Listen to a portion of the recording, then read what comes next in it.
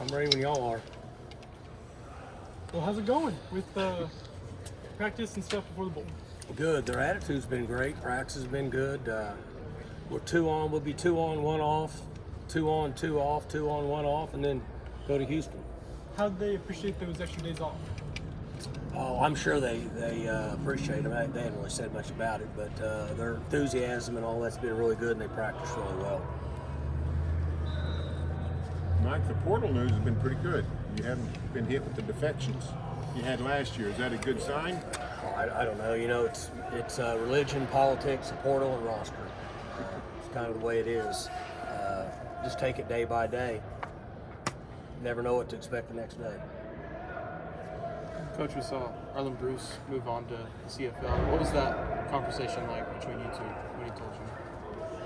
When he told me? Yeah. Well, I knew that he moved on from here. I found out about the CFL through the same way you guys did.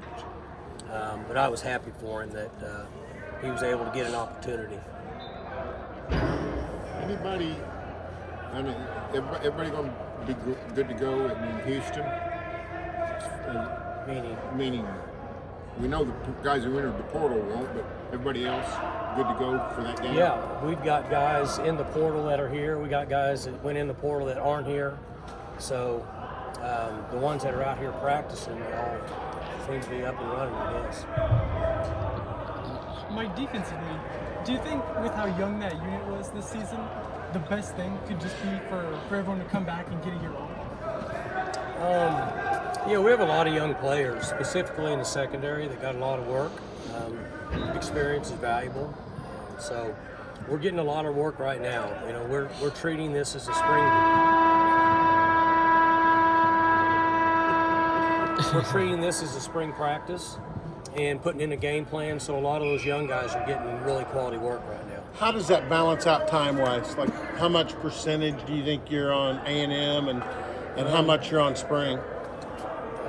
More practicing on us in spring practice. We do a little bit on A&M at the end, but not a whole lot now. How hard is it to gauge what you'll see based on A&M's portal? We have no idea what they're Because going to do. I don't have any idea what they're going to do. They play 3 down, they play 4 down. They play man, they play zone. The coordinator's not there on either side of the ball. They're different at the end when Jimbo wasn't there, when Petrino was, and when Petrino wasn't there, so we don't have any idea what they're doing. We're practicing for spring ball and putting a little game plan together and going to go down and play. Does treating Mike to run up more like a spring practice change the impact of the actual game itself? Does lessen the importance, significance of the actual bowl for the program? Or is it still just as important? No, I mean, every game, all the games are important. We want to go compete and play and win, but it's, it's just different nowadays, right? There's players all over the country that aren't in games, and it's different. And times are just different than they ever have been. And in our situation, we have no idea what they're going to do. So we just need to try to get better at what we do and then go play a game. one philosophical question. Next year we have the 12-team playoff. Can the Bowls live? I mean, you see what's going on with them now. Can the Bowls survive?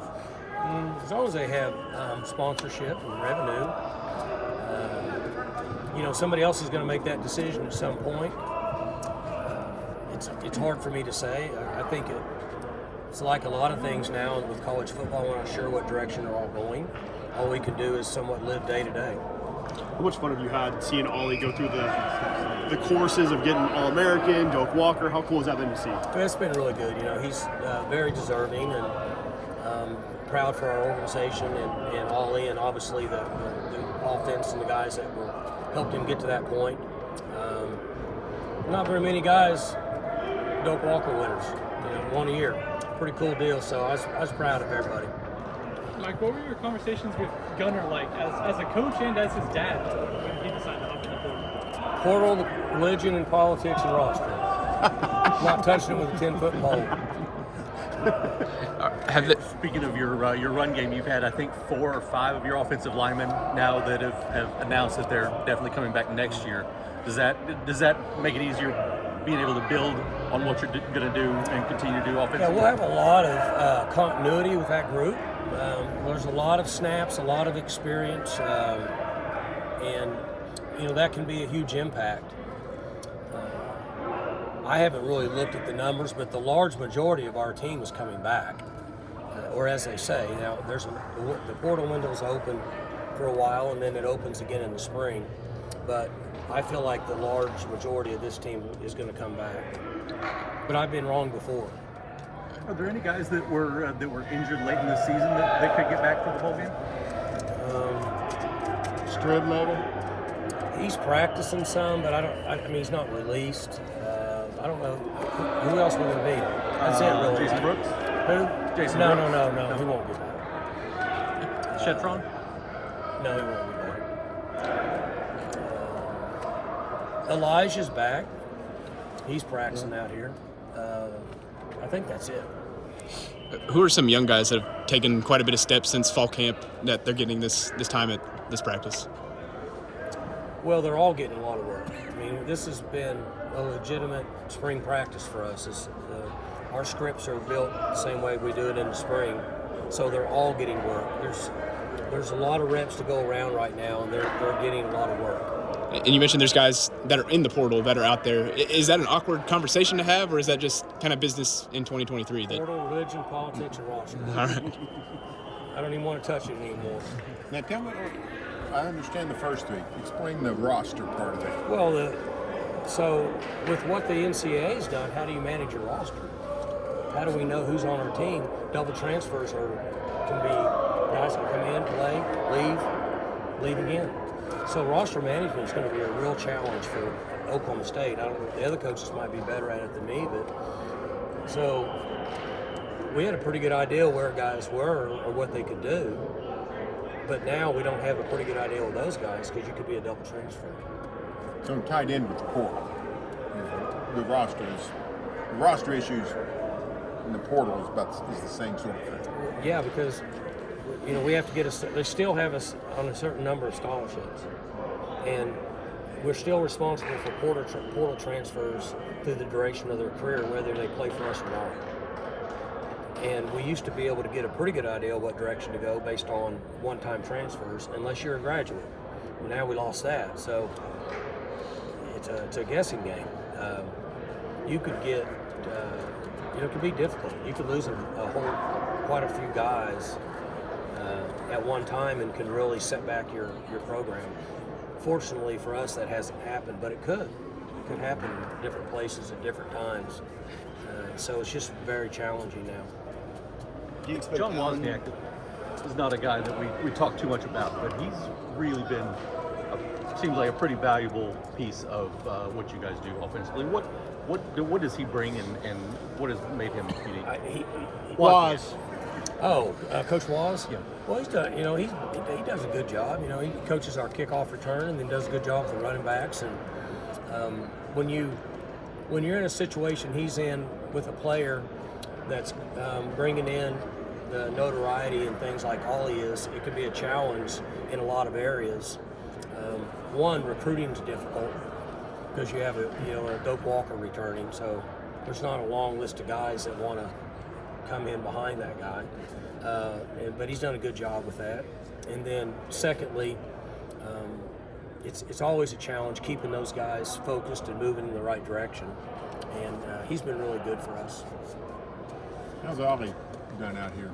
Good. Ollie's Ollie. Always the same as he always has. And Ollie's challenge will be to stay humble and practice hard and all the things that's difficult to do when you're his age and getting all the notoriety that he is. But he's done well. And one thing Ollie has done is competed in games. He's played hard, competes. As long as he'll do that, he'll be fine. If the bowl significance has changed a little bit recently, Mike, do coaches still want to treat that as a reward for the season? You want the players to enjoy themselves and have a good time on the trip, that kind of thing. Has that changed at all? And that's what we've done. We won't change any of our procedure when we get to Houston. Same thing we've done for 18 years now. It's just different here because it doesn't make a lot of sense to do something what would be the unexpected. We don't really know what's involved. So we just need to continue to get better in practice and let these guys get some really quality work and then put a little game plan together and go play. Players are here, guys. So one more question if anybody's got any. Hey, Mike Allen Bowman, I know, has the potential to apply for a 7th year. Have there been any conversations about that within He you guys falls ago? under the religion, politics, the portal, I and had a that would be feeling. roster. Gotcha. And the reason why is because, and it's good we're answering these questions because we don't know. So if all of that is true, then waivers that'll be filed, at some point we're supposed to get a timely answer. Timely answers haven't been common with NCAA.